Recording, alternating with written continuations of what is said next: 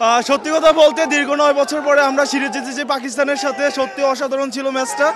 But বাংলাদেশের match, এখানে সবকিছু অসম্ভবকে সম্ভব করা সম্ভব, বিকজ খুবই সহজ একটা ম্যাচকে আমরা খুবই কঠিন করে তুলেছিলাম ভাই।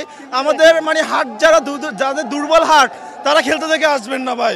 বাট আমরা এখন খুবই আনন্দিত ভাই, বাট আমরা জিতেছি। বলো বাংলাদেশ। বাংলাদেশ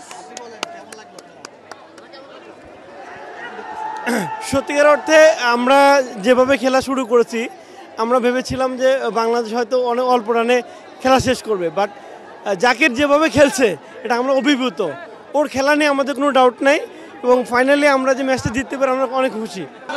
আমরা অনেক দূর থেকে খেলা দেখতে আসছি, আমরা অনেক খুশি।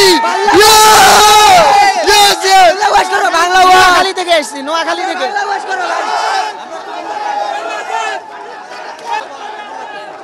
কেমন লাগতেছে আপনাদের?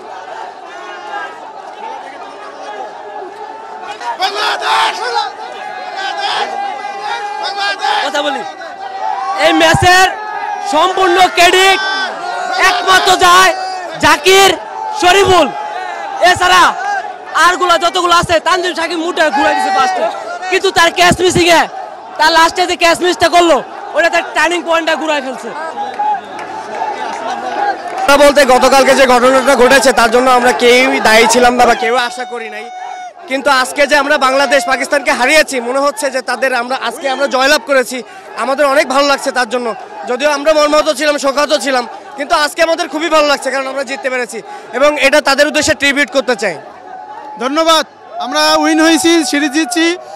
আমরা এখনো পাকিস্তানকে হোয়াইট ওয়াশ করব ইনশাআল্লাহ, কিন্তু আমরা মর্মাহত যে গতকালকে একটা বড় দুর্ঘটনা আমাদের বাংলাদেশে একটা বড় ধরনের ট্র্যাজেডি গেছে, তাই আমরা বেশি হইহুল্লা না করি, আল্লাহর কাছে দোয়া করি যেন সবাইকে আল্লাহ জান্নাতবাসী করুক এবং আমরা পাকিস্তানকে যেন হোয়াইট ওয়াশ করতে পারি।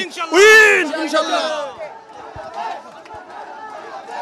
পারফরম্যান্স আসলে পরপর দুটা ম্যাচ বাংলাদেশ জয় করেছে, আমরা আশাবাদী পাকিস্তানকে আমরা হোয়াইট ওয়াশ করবো। থার্ড ম্যাচ বাংলাদেশ আমাদের জয় হবে ইনশাআল্লাহ।